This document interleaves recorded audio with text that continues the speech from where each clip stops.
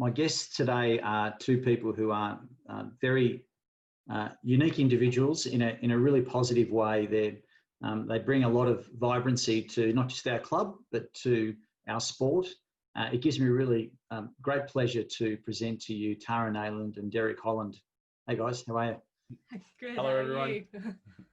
Yeah, great. This is the first interview that I've done during the day, actually. So there's a little bit of a shadow, and I know that you're in a bungalow, but Derek, you're much more sophisticated at this stuff than me. So hopefully this doesn't let you down and it meets your very lofty standards. I'm sure it will suffice. It's the content that counts, not the quality. You're right. It is the content that counts. And I think today is going to be rather insightful. We were talking off air about cycling in general and how the sport, not through any fault of its own, but just because it's grown into this, it somehow puts people into buckets. So you're a road rider, a track rider, a BMX, a mountain bike. But you, and both of you, but you know, Derek, initially, because you've been into bikes for a long time, you don't discriminate. You do all sorts of cycling, and I think it's a really important subject that I hope we can talk about at length today. Yeah, absolutely. I definitely think allowing more avenues for cyclists to get involved with all the different disciplines is definitely something I'd like to see. I certainly don't discriminate. Track cycling is great for road racing, and road racing is great for track cycling. So, I mean, being multidisciplined allows you to develop, I guess, more diverse skill sets, and allows you to deal with different race situations more easily. I was just talking with a friend of mine today about how much track cycling can help you contest sprint finishes in a crit, for instance, because of that repetition and that ability to continually simulate a race finish, close, contact with other riders. And, we discussed that a lot of the professional Australian riders all come from track cycling backgrounds. So that's really interesting. And also like the skills you get from CX can very much come in handy with what I found. As soon as I started doing CX, my road skills were that much better. They just translate really well. Look at some of the best road riders in the world at the moment. Wout van Aert, Mathieu van der Poel, CX background, really strong road riders. Hey Tara, you were talking about CX. Your cycling journey, it's recent. You've only just got into the sport, but you pretty quickly you found yourself in a fairly long road race that you probably didn't know you were getting into. Can you tell us a little bit about that? Yeah. So I probably only started riding probably about almost 2 years ago now. I did have a short stint doing triathlons. I grew up as a swimmer, and then maybe did 2 years of triathlons, and so got a taste of riding then, but stopped for about 5 years after injury, and then focused on uni. And then once I started working, I got out the old road bike and was like, all right, I'll start commuting to and from work, because I was living in Brunswick East and working in the city. And then I started commuting and was like, oh, I love this. I was like, I remembered why I enjoyed it so much, and was like, okay, I'll start doing some weekend road rides and kind of work into it. And then I started, I lived so obviously near the velodrome, being in Brunswick East, and I was trying to go for a run one day, and I went past the velodrome and was like, oh my god, and I saw all of the Melbourne Hurt girls riding on the track. And I was like, what is this? How do I do that? And I got home and I'm Googling it. I'm like, girls at track on Wednesday night. What is this? And how do I be a part of it? Yeah. I jumped in with them and started riding I think it was just the Wednesday nights. And eventually Sarah Knight was like, okay, you should try moto on Thursdays with Brunswick. And I was like, oh, okay. Then I signed up to be a member with Brunswick and went down to moto and never looked back. And I not long after that met you, and you were like, let's start racing. And I was like, okay. And was entered into the Borbo Classic, and oh my god, I had no idea what I was getting into. And on my old bike as well, I died. We have a history of me downplaying the difficulty of races to Tara in an attempt to get her to commit like to something that would for most people be like incredibly difficult. I went into it, I was like, yeah, Ball Ball Classic sounds great. Yeah, like it's just a casual steepest hill climb race in Australia or something. Off the back. Terry hadn't said that to me, and then I got to track and I was talking to Emma Payne, and she was like, do you know what you're doing? And I was like, no, what do you mean? Did you finish it though? I finished. You did. I cried. So I saw every like shade of myself come out during those 7Ks of climbing. I got there. But you finished it, right? And it was on a bike. You were saying it wasn't the best bike, so that teaches you something too, doesn't it? That you don't really need the best equipment. You need a little bit of ticker, and just obviously you were spurred on. You didn't. You wanted to finish. You know, you've come from a background of triathlons and swimming. I don't think that that would have hurt you. That type of background, just mentally pretty strong. I think I sometimes struggle with the competitive side of things. Like even as a swimmer, I trained relentlessly and would like up 4:30 starts, 6-7 days a week, and had like absolutely loved training. But then as soon as it came to racing, my whole like persona changed. So I think getting used to competing was something that took a while for me. But I don't necessarily do it to.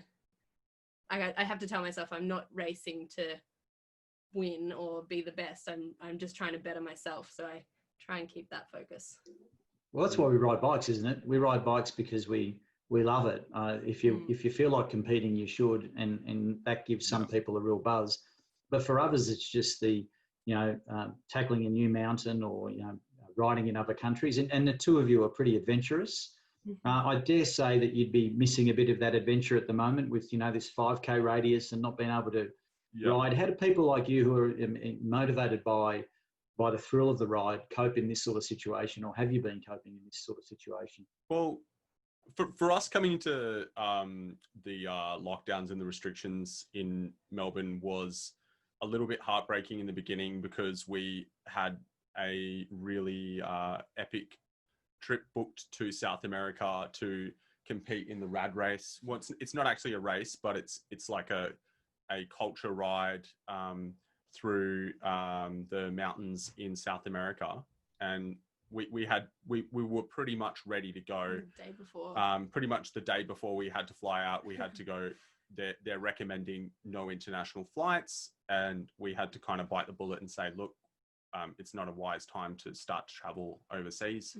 And so it's been a bit heartbreaking to lose that, but I mean the thing is to try to not identify with that too much and just to accept what cards you've been given and to be able to utilize that to the best of your ability. So I mean, for us, we've been working on other projects and just trying to use this time and come out of this time with something new and just a different perspective. So it definitely made me kind of question why I ride my bike and what it is that I love about it. And it's the community, it's spending 5 hours with friends on the weekend, it's riding to new places, it's the cafes, it's like all of that, which you can't obviously do right now. And I don't personally love slogging away on the trainer indoor. So I really struggled initially, and only like if I was commuting to work I'd do that, but otherwise I did a few like 5x5s on the rollers. I didn't even want to get on a smart trainer. But I just kind of realized, all right, well, this is the reality for now. What else can I do with all this extra time? And like fitness is a thing that you can always get back. So I'm not too worried about that at all. I've definitely realized that fitness can come back so quickly. So I'm hoping to get a bit spicier early next year, but at the moment I'm pretty happy with vegan banana bread and sitting on my computer and just keeping the bare minimum space fitness. There are just a few Ks that you need to do because you're still posting lots of photos on the bike and you love that sense of adventure. Just don't take too long to get fit because off air we were talking about how many Ks I'm doing on the trainer. I want to be able to at least compete in 1 or 2 races with you before you get fit again. So if you don't mind just staggering that, that'd be great. It's very uplifting for an old person to be able to have that advantage for at least a little bit. Well, you'd be flogging us both at the moment. I'm 30 now, so I get to race masters. Yeah. Yeah. I've been a master almost half my life now, so it's well, not half, but it's pretty cool. There's a lot of machines in masters, though. Trust me, there's a lot of very good bike riders. Most definitely, especially in cross racing and road racing. Like it's crazy. In fact, I would dare say that the masters have a lot more experience and their endurance fitness is, more developed than a lot of the younger riders. So definitely something to consider. Yeah. So you've both been, you're creative and you've both been keeping yourselves busy. Obviously, Tara, your work, has that been affected in a way that you've just not been able to work, or have you been able to do remote checkups and things like that? And you want to tell everyone what you do? Yeah. So I'm an osteopath. And at the moment, all allied health, we're not able to treat. We're only seeing urgent clients. So there's like a DHHS guidelines that falls under urgent. So all of we can't have any routine appointments or kind of, check-ins or anything. So they've all been pushed out until hopefully restrictions lift, which I think is actually for us potentially on the 28th if I don't jinx it. But yeah, we've had some telehealth calls, so we can do things online, but I'm a pretty hands-on practitioner. So I struggle with the Zoom sort of, calls, because they'll be like, I just need you to treat my neck. And I'm like, sorry.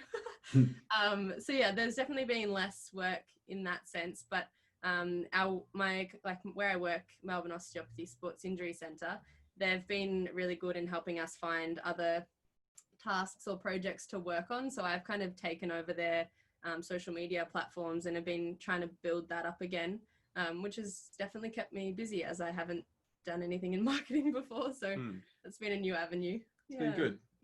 At least like coming out of it, having expanded your skill set, I think, was kind of one of the things that we had discussed early on is that, okay, so I don't have any obligation to go to a friend's dinner party. I don't have an obligation to go to track, things like that. So that frees up just a whole realm of opportunity to bite off chunks of information that I wouldn't usually have the opportunity to do so working full time and training. So I've been honestly open arms to it, and it's been really, really fun. But you both have now great I'm starting to attitudes. get tired. I want to get up there on the bike. We want to go to King Lake.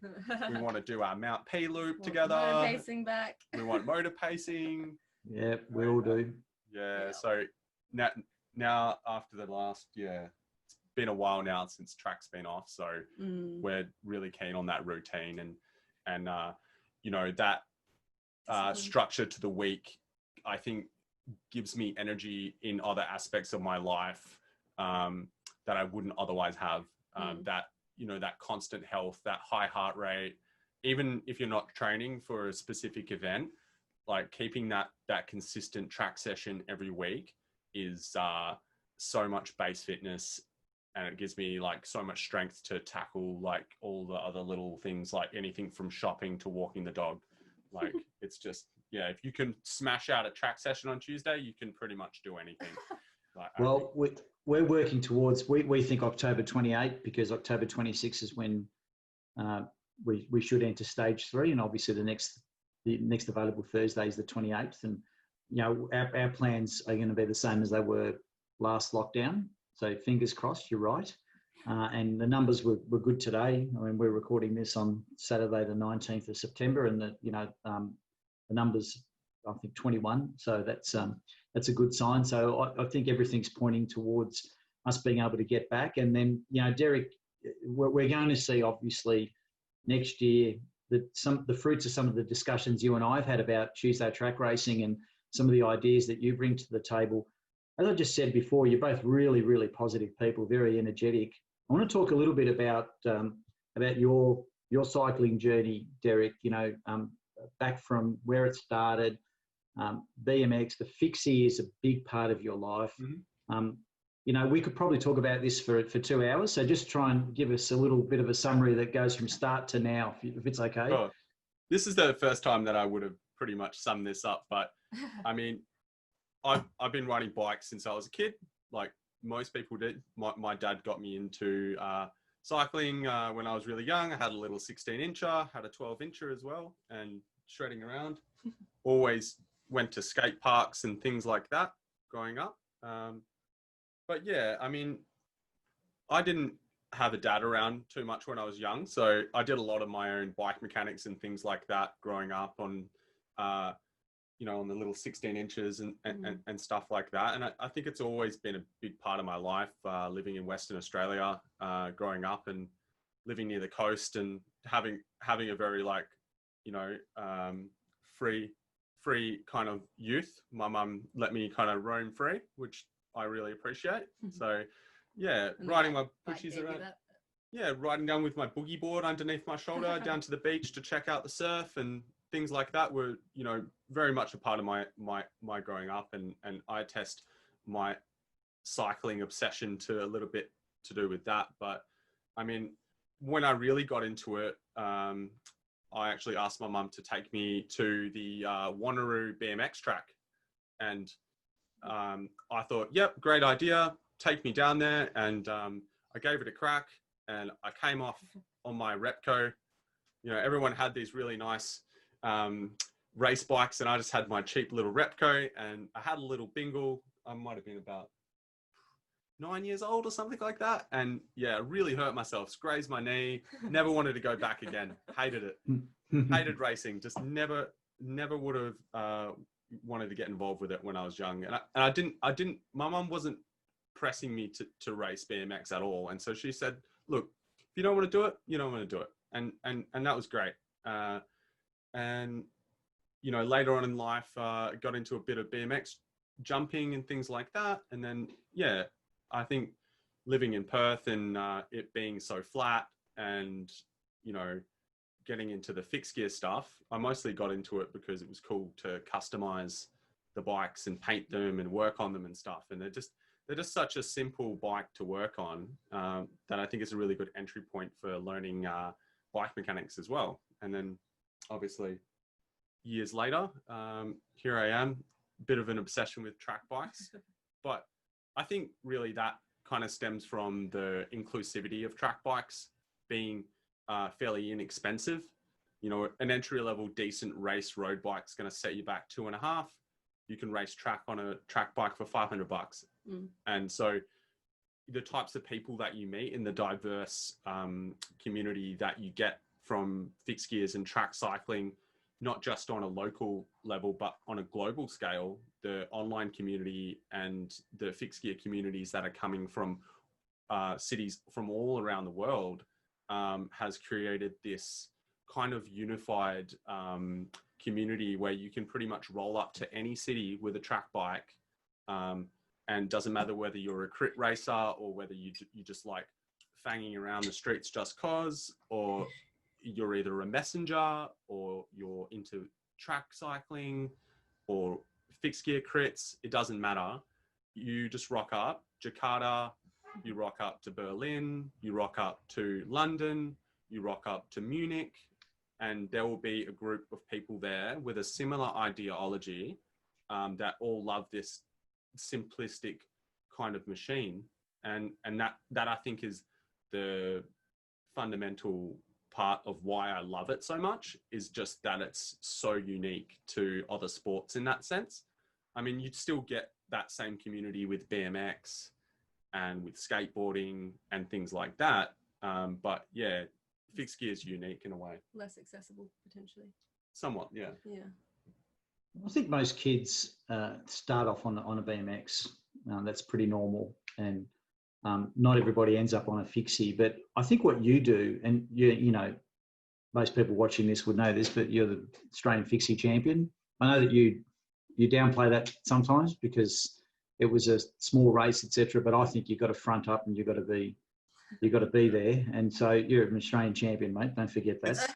It's about rocking up and giving it your best. I think even if the competition might not necessarily be the strongest on a global, on a state level. I think that for me to have not just rocked up simply because we didn't have all of the usual strong riders there at that time, for whatever reason that might be, I think that we just need to all show our support for up and coming, I guess, sports like track criteriums, because they are something on a global level that has shown to be very successful, and to bring a different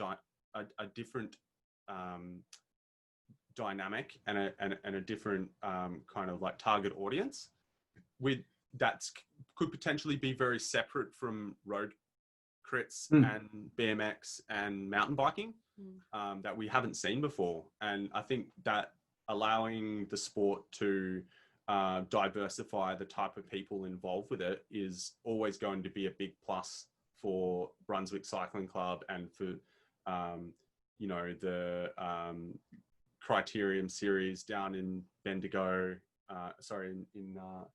in Geelong and stuff. Like, I mean, we need to kind of like foster these new sports in a way. And the biggest issue here in Australia is just how heavily regulated the criterium racing is. It's very difficult to just throw on a candid fixed gear crit for people to be able to develop their interest in it, and for it to gain momentum and exposure is incredibly difficult here. Yet in Jakarta and in South Korea and in even in Bali or in UK with the Thunder Crit, and in the States with all the Red Hook Crit series, and Italy as well. Yeah, and Italy, of course. And there's just so many awesome races out there for fixed gear criteriums that I'm seeing online and have competed in myself, that haven't got the same loopholes that you have to, or the same rings that you need to jump through to be able to make it happen. And that's the thing. Like, we need, if an entity is going to come on board and support it, it needs to be transparent with other key members in the community to be able to help it get that traction and get that exposure that it needs to bring more races. If you don't know when the event is, and not everyone's a really key member in the cycling community the same way that you would be if you've been a member of Brunswick for 10 years or you've been racing road since you were a little kid. Not everyone has that same understanding of what's going on. Not everyone's plugged into those social media channels the same way that people who are centered around that sport are. So we need to be courteous, that we need to use more methods to get the word out there. And that means being a little bit ruthless about promoting track cycling and promoting track criteriums in Melbourne. And I think we can do that through clever marketing, cool posters, cool events, videos, more content, more photos, just trying to get it out there and making it look cool for people so that they feel enticed to come and get involved with it. I think also taking away the fear factor. Like, I know, and this was for myself, like I only did the last Fixie crit at the, what's it called? The St Kilda one? Super crit. Yeah, that was the first and last one I did. But I watched Derek do them for the whole season, and Cam was always on my back, like, why aren't you here? Like, come get involved. But I was so terrified because I didn't have, I guess, an opportunity to maybe be exposed or practice it first, or it just felt like, oh my God, I'm riding like without brakes and I have to pedal through the corners. Like, I'm going to crash out. I'm so scared of crashing. And I just was like, nope, hard no for so long. But yeah. But I think so it's interesting when we have this discussion and when these interviews are unrehearsed like this, as they all are, we end up in a place where there's a passion point, right? So I asked you about your background and how you got to here, and we've got to this point because it's a passion point, and it's really interesting what you're talking about. So I want to spend a bit more time on it. What you said, there's a couple of takeouts for me. Firstly, you mentioned that not everyone is a member of a club for 10 years and has grown up in the scene. You're absolutely right. Yeah. There are groups of people you mentioned, such as messengers and others, who ride a bike, but may never have seen themselves as doing what we've just discussed, the fixie crit or on the track. And we've got to work out how to get them. It's not necessarily about making them track riders so that we can get better track riders out of it. There might be an outcome, but it's how do you make all those people feel part of the one community? Because I dare say, if you're a messenger and you look at a club, you think, oh, that's I've got to wear lycra, or I've got to have gels, I've got to, I'm not it's not me. So how does the club, or a club, attract those people in your mind? Because I don't think it's the other way around, where they have to suddenly discover a club. I think it's the clubs that have to open up and change.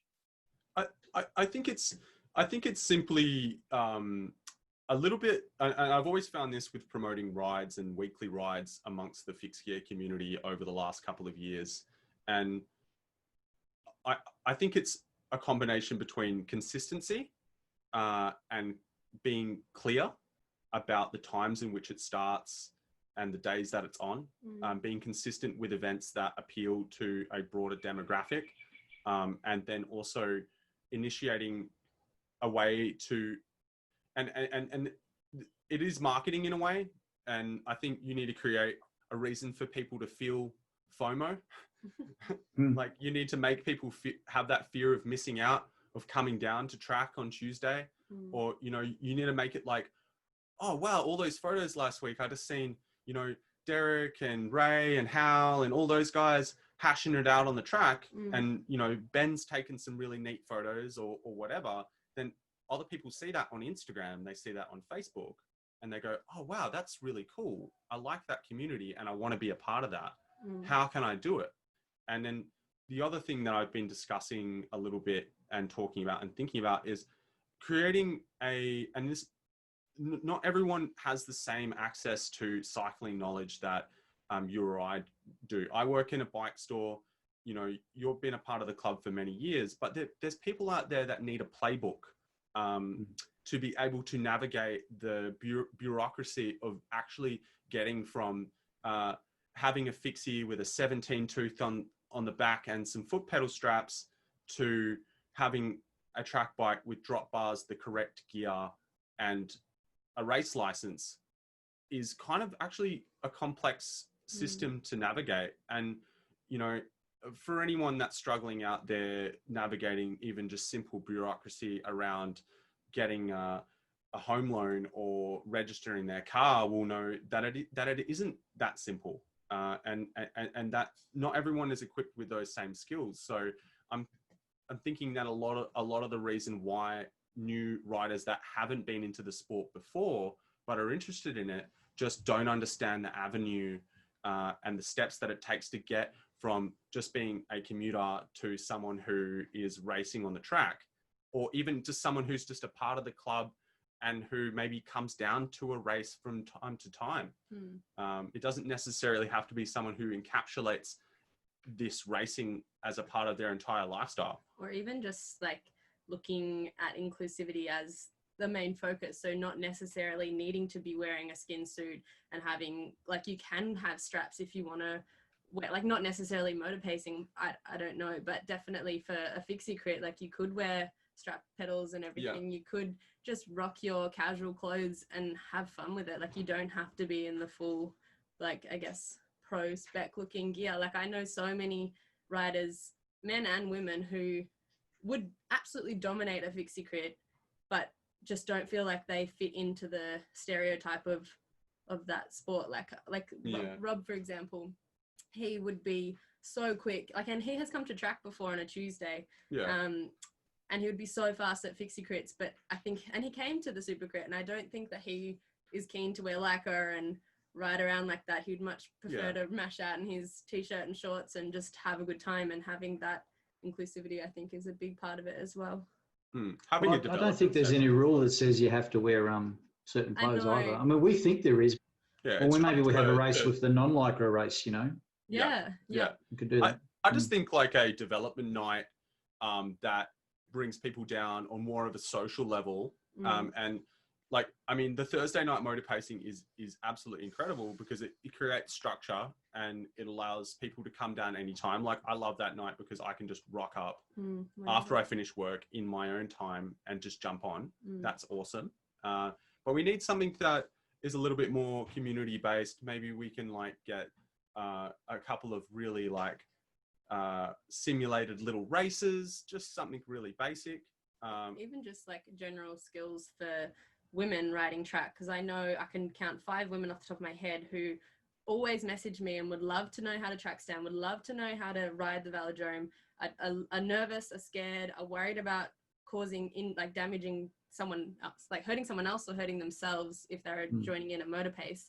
And I think like if we were able to host something to just encourage people to come down with no expectation to be sprinting or contesting like any, like, you know what I mean, like just let's do that. I mean, the Melbourne Hurt, you know, basically that was the genesis of Melbourne Hurt, and obviously we've not been able to do anything during this time, but what you've shared are great ideas, and that's why I wanted to spend some time there, because I know that it's a passion point for both of you. Speaking of track stands, you posted just the other day that you finally nailed it, Tara. My lockdown that's why you mentioned it.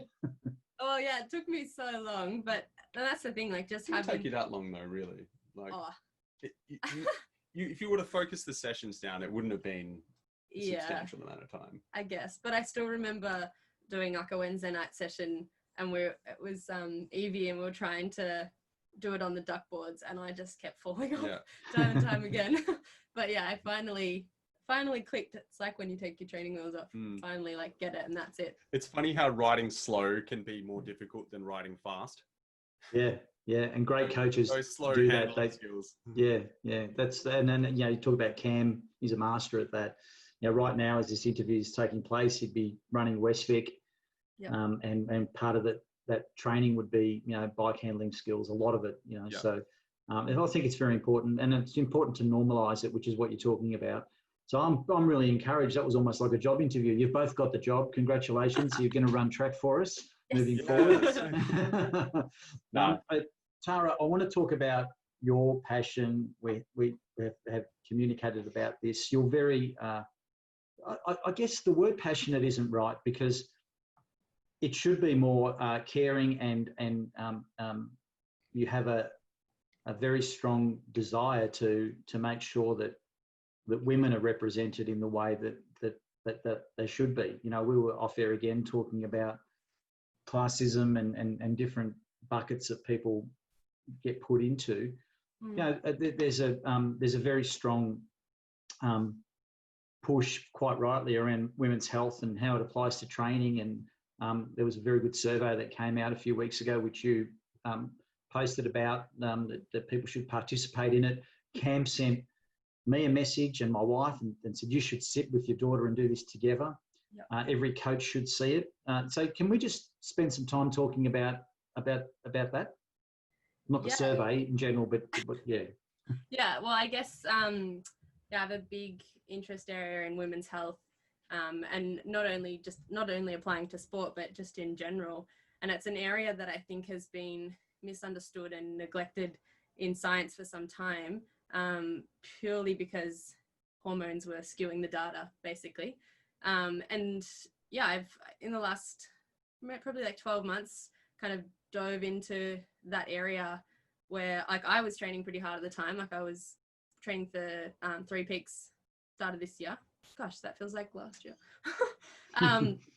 And yeah, so I was training pretty hard, and I was with a lot of friends who were also training really hard, and starting to notice just some, I guess, drops with like ability to train and recovery, and like my nutrition as well. And I was working with Paul Cullen at the time as well, just to like helping me with some coaching. And yeah, I started to really pay attention to when I wasn't responding and where I might be in my cycle at that time. And yeah, I just dove headfirst into, I guess, what we don't necessarily get taught in school, which is what is your menstrual cycle? What is it doing to your body? How does that impact your ability to cope with stress, and not just stress of like work or something, but stress of cycling extensively for many, many hours, and recovery. And I grew up as well, obviously swimming, and there was this massive, I think probably when I was like 15 or 16, all of the girls in sport, like in swimming, just dropped away. as soon as they started, like that's generalizing for when they started their period, but a lot of women veered away from sport and activity as soon as they kind of hit that time in their life for various reasons. But a lot of it is a lack of understanding of what's actually happening and what you can do when, like, depending on where you are in your cycle. Yeah, I'm kind of going on tangents, but yeah, so I find it a very interesting area that just is not public, not known very well. And especially, like, how old's your daughter? 15. 15, yeah. So like when I was going through my like first period, I'd have so many questions for my mum and be like, why is this happening? What does it mean? What, like, can I do this? Can I do that? And even mum didn't know all the answers, and she came from a nursing background. And I just see that there are so many girls that might not be reaching their full potential because of setbacks or poor understanding of what their body is doing. And so I'm wanting to go back to uni. I've applied to do a grad cert in women's health medicine. And yeah, I just want to be able to start to take on as much knowledge as I can and then share that with women so that they feel more empowered and are able to take control of their life in a way. Because for some women as well, like, they could be having debilitating symptoms relating to their periods and never speak about it. And I see that even with patients that I treat who are 30 years old. And if I ask them, okay, how's your pain in your shoulder out of 10, 10 being the worst pain you've ever had, I had one woman base her 10 out of 10 pain on her period. And she'd never spoken about that, never seen anyone about it, never had it investigated, and thought it was perfectly normal, which it's not.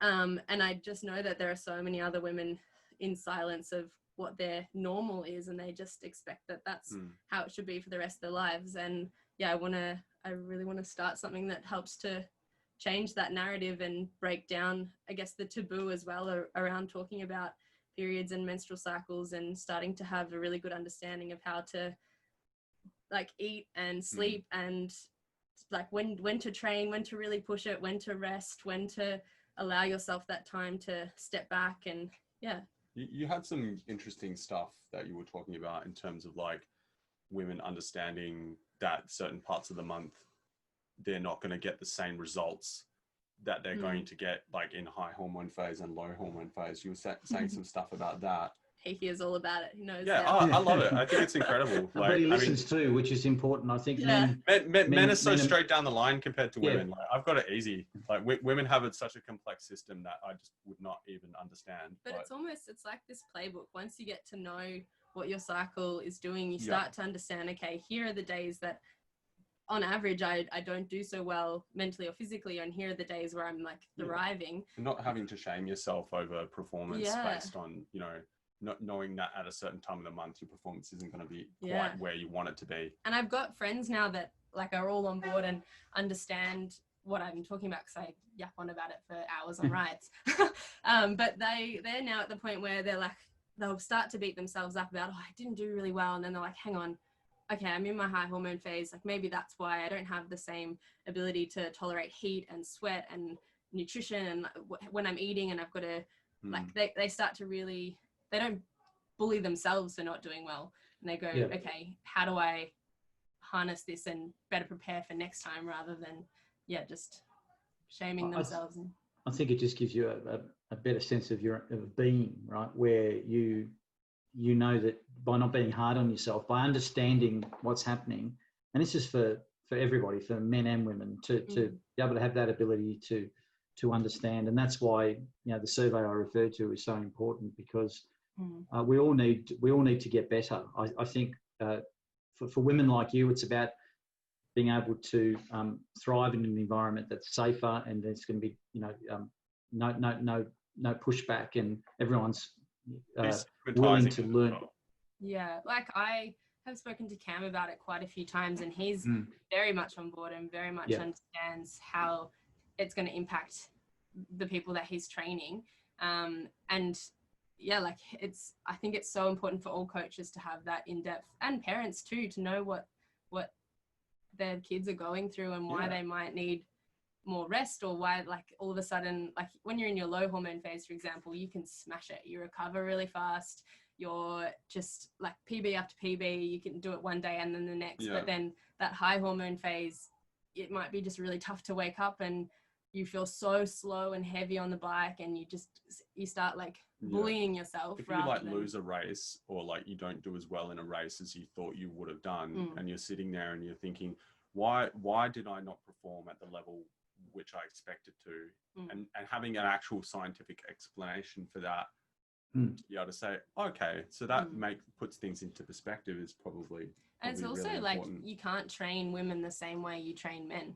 I think that's the biggest take home point. Like we've always done all of our study and data based on how men respond, because it's too tricky to record and see what women are doing, because it's just so variable. But yeah, now that they're starting to have that change in research and starting to really understand it, it's so powerful for women to finally be like, right, this is what I need to do. And they have a bit more of a chance, I guess. I think men in general should just stop trying to make decisions on behalf of women. That would actually be a great start. Yeah. Especially I couldn't agree more, Derek. So thank you for that, Tara. And like I said, it's not, it's too easy to call this passion. Yes, there's a high degree of passion in it, but there's a real vocation I see in this, a real leadership style that's coming out. It says, if I can do this, then it empowers others, etc. So, but it's beautiful. It really is. So, thanks for that. I want to go back now to you, Derek, with where we were before around the Fixie and the Australian Fixie Championships. There's a podium shot which we'll put up at the end when we edit photos in. When you send me some of your lovely photos, and I find some of them. I think it was Shay and Daniel Wharf on the podium, and I look at both those guys, and we've done a little story on Shay when he did his bike packing adventure, and again Shay's the sort of person that loves turning up to the track. He's also into the adventure side. He tries crits, and Daniel. I remember Daniel coming to the club, and he's been a part of our club for a while. A long way away in Geelong, but both his mum, Bronwyn, and Daniel are really great supporters of our club. And I look at Daniel when he's smiling, and I see photos that you put up doing wheelies, etc. I posted something the other day, and immediately, and I actually tagged Daniel and James Mountain, because I know those kids love. I love those kids. Yeah. I mean, we all do, but it's more than that too, isn't it? What you provide for them is that environment. I keep talking about a safe environment, but an environment to be yourself. Do you see that that's a role that you play with what you do with your videos and your everything you do is around empowering other people to be themselves? Yeah, I mean, my fundamental thought is that I've always been a bit displaced myself, with my identity, and I think that the hardest thing growing up for young males and young women as well, but I mean, most of the demographic that the Forever Two Wheels crew, which is basically a culture, or like a local fixed gear crew, kind of street culture around hanging out and just going on rides and adventures and just promoting positivity. I think that, I think young men really struggle with identity, especially with it shifting so quickly. And I've always kind of wanted to promote a safe and inclusive environment for people to come and hang out. And I think the Fixed Gears really gives an avenue for that. But yeah, I mean, seeing kids like that, and that is the future of cycling in general and our communities in general. And I mean, I really like promoting events. And so I think over the years, I've promoted a few alley cat races and a few roller sprints races and things like that. And I think that really creates an avenue for young people to get involved with something positive. And, we're talking about people from all walks of life, not just you know, people who would necessarily be into sport, but people that are struggling with alcohol addiction or drug addiction, or don't necessarily have those straight down the line habits, you know, that they are not discriminated against simply because of the lifestyle that they have found themselves in. And allowing a community that's diverse of people of all different thought processes and things like that. And I think that diversity creates an avenue for people to understand different cultures and to assimilate with people from different socio-economic backgrounds. You know, we've got people that have the nicest bike, the blingest bike, come down and hang out at the museum, and we're all just hanging out in the sun, riding our bikes, trying to track stand, trying to have a good time. And then we've got a young bloke who has the cheapest reed bike and might not come from the best family there as well. And that's the thing that's really important to me, is just being inclusive of everyone. Doesn't matter whether you're on Centrelink, or doesn't matter whether you're you know, you've come from a tough family, or you've, you know, and just no judgment. Yeah, no judgment. Just come down, hang out, no performance anxiety, things like that. Because like I love that people can push themselves to the level where they can come down to the track and have that discipline to have all their kit ready, to go down to the track and have all their equipment sorted out and have paid their subscription to that. That's kind of not unachievable, but it's certainly more difficult to achieve for young people that might not have the same family support that other young people have. So and the license structure is going to change too across all the disciplines, make it cheaper for people to be able to compete, but also the participation aspect of it looks like it's going to be a major focus, which is important. And you know, we whilst it's been in the planning for some time, but now it's starting to come to fruition, the idea of putting a pump track and now a mountain bike skills park it's amazing. Like as well. It's absolutely going to set that place off. And I think 2021, like I've realized that how important it is, even for me, with the resources that I have with the Forever Two Wheels crew, having, you know, a good reach on our local community and just being able to promote events like that consistently, whether that be a little, you know, live DJ with some roller sprints and a few track races on the track and the barbecue and maybe like a little movie screening with a projector, like those type of community events that aren't centered around winning or losing, I think are going to be the basis for a lot of people's community here in Melbourne when the restrictions lift and everyone's trying to get that aspect of their life rolling again, so that they can so I think it's a good time to really start to focus and realign values around that. I feel it gives us an opportunity to go away from what you just said, that you mark a year as a success if you won a certain amount of races or won a certain championship.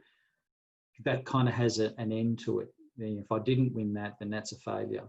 Whereas success should be measured in different ways. You know, I was able to, you know, do 5 different events that I wanted to, or I was able to get better at something. I was able to track stand during lockdown or whatever it is, right? That's a different way of marking success. Some people would argue, very old-fashioned view, that is just excusing somebody for poor performance and giving a reason to, you know, tick a box. You should aim high, but there'll always be a group of people that do that. But there's a whole bunch of other people who shouldn't feel like, because I couldn't get to that level, I'm a nobody or I haven't achieved anything. So I think we're all on the same page. Avenues for people to transition into someone who enjoys sport on a competitive level. Some people wouldn't even know whether they enjoyed it or not because of just the sheer how intimidating it is in the beginning to even consider racing for the win. A perfect example of that for me would be the difference between road racing and cyclocross. Like I did my first races were more road races, and that was my understanding and knowledge of like a competition and racing. And then I went into cyclocross and I was like, this is a different community. Like you get celebrated for literally just getting over an obstacle. Like it doesn't matter if you win or lose. It's an individual kind of time trial in a way, Yeah. and you're getting beer hand ups or whatever, and it's just Love so it. much fun, and completely different. Yeah, there are people in track cycling like Cam and like Dave and a plethora of other people as well that do perpetuate that same type of attitude, like even for track racing. Like Dave, he's so subtle in the way that he eggs you on to push yourself. Like even at the track for me, like I'm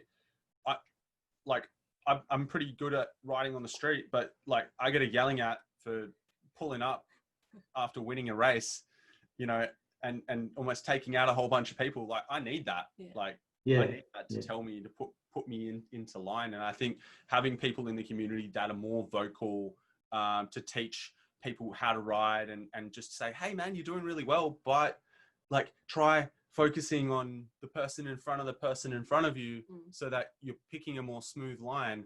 Having ambassadors and giving people responsibility in the community, you know, is I think going to be an important way to develop the community and to develop the people's people getting involved in general, and giving people responsibility is going to make people feel more a part of the community as well. We need younger people like yourselves basically to be involved in this. We need some fresh meat. As they say. It's not taking over from anyone, but it's support. Because you're right. You mentioned someone like Dave and Cam. We need to ensure that our sport has more of those people, not less, and that it's not just them. You know, because you need to be able to cast that net wide to add the support network, or else you're not going to get people in. I've really enjoyed this chat. It's awesome. We're going to have to wind it up, but the one final thing. Or two final things. Tara, you mentioned about Thursday night, how great it is. Do you remember just before lockdown, we had 10 or 15 rowers from the Mercantile Rowing Club on the other side of the track, you know, in runners, strapped in, not in Lycra. And within 5 weeks, many of them were jumping on the back of the motor pace. And, you know, we've had a chat to them, and they're certainly keen to come back and they'll be members as well. So I'm really proud about that. But that's the sort of thing that inclusion does. You know, we could have easily said, sorry, you're going to have to ride on the track 5 times and show this level of competency before we let you do it. But Cam's view was, well, if they're on the other side of the track and we can give them Pat Ruggles and Oscar Moore as mentors and keep them in line, and they know just to stay up every time the motorbike comes past.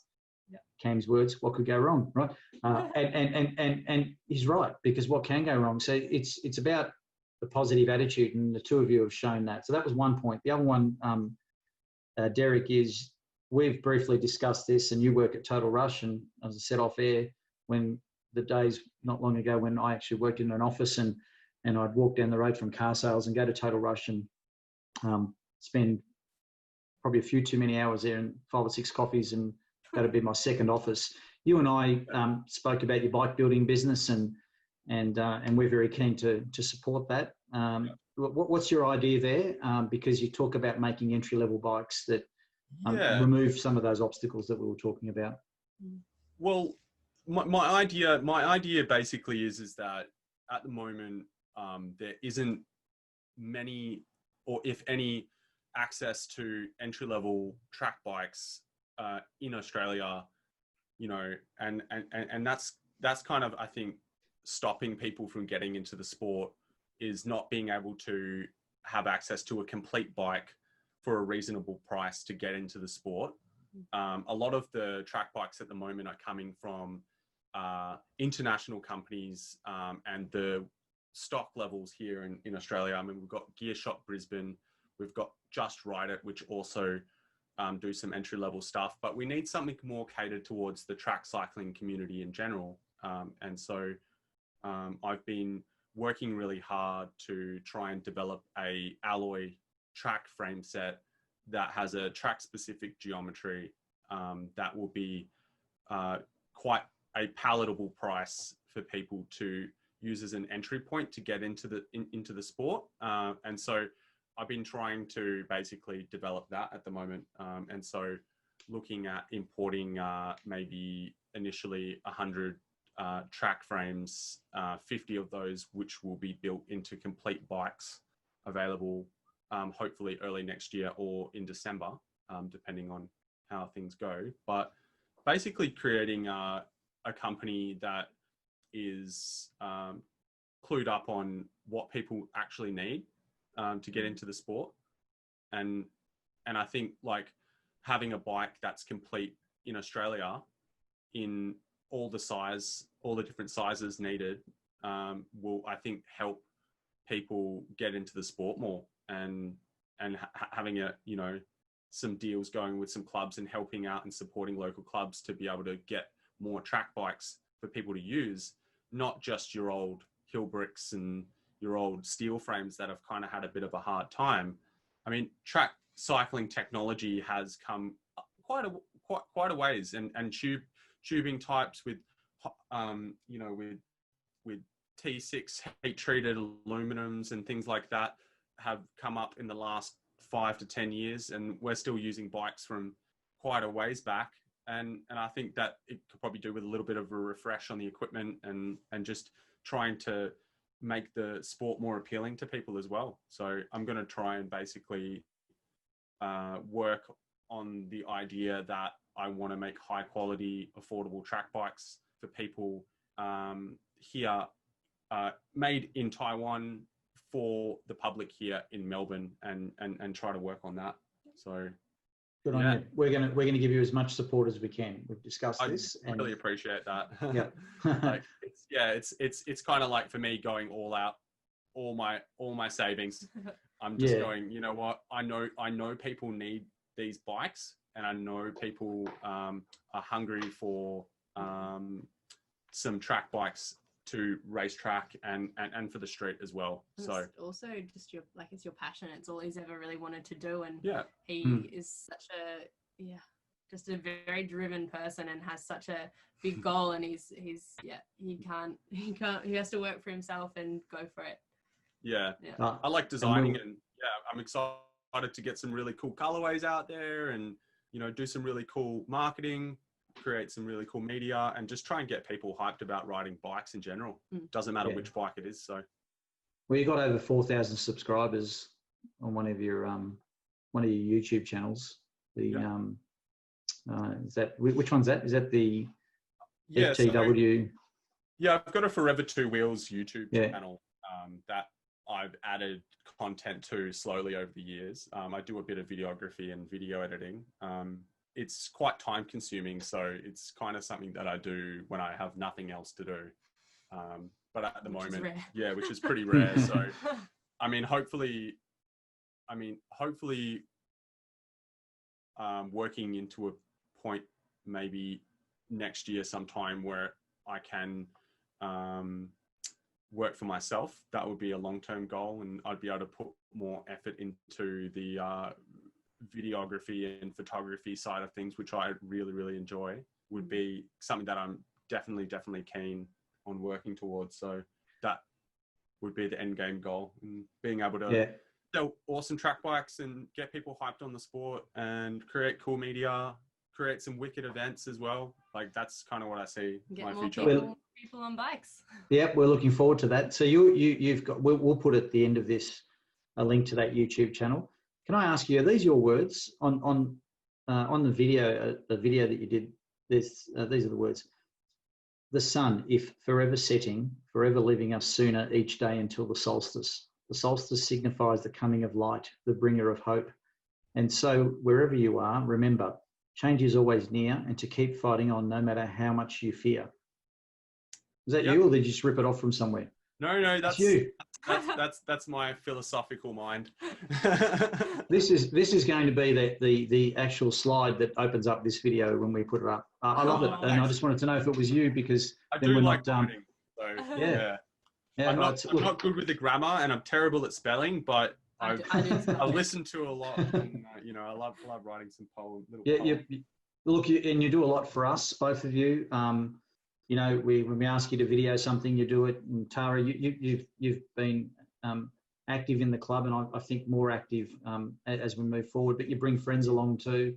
Yeah. So I wouldn't know her if it wasn't for Brunswick. So well, that's good. We can maybe we can look. We've had a wedding there before in the middle. So I think the fact that she rode track was like Love heart eyes. Oh.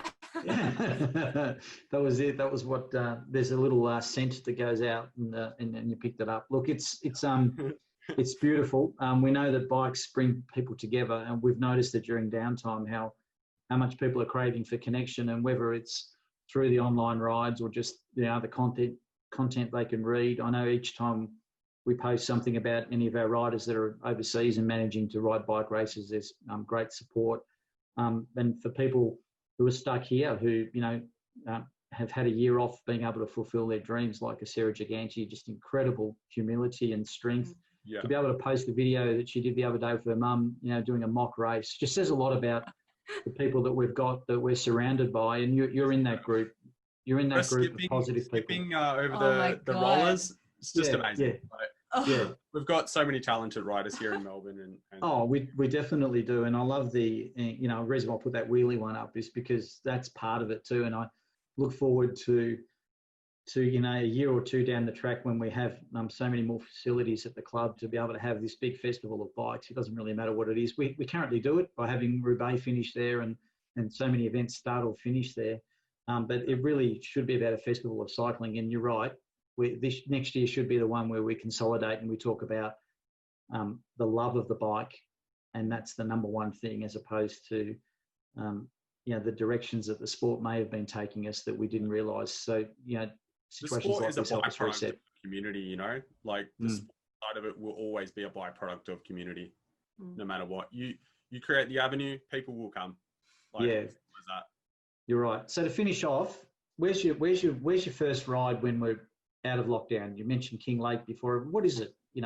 There's obviously somewhere around here. Just a nice little Mount P loop. Yeah, I was going to say the same thing. A little cracker, because I'm not fit, and that will give me a little bit of self-confidence. And it's right near my parents' house, so I can pop past and wave from the road. Yeah, it's a good idea. Can I come along too? Because if there's ever a chance of me beating you up Mount P, it might be this one. So I want to be there. All right, let's do it. Deal. Okay.